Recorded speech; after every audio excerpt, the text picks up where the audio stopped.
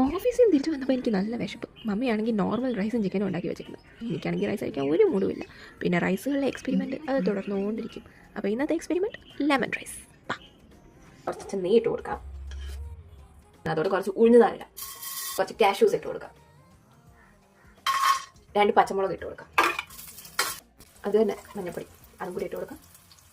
ഉപ്പിടാൻ മറക്കല്ലേ, ഉപ്പും കൂടി ഇട്ടോ.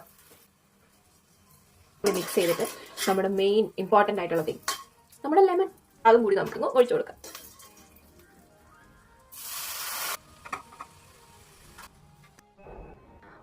അപ്പോൾ ഇനി ഫുഡ് ടേസ്റ്റിംഗ്.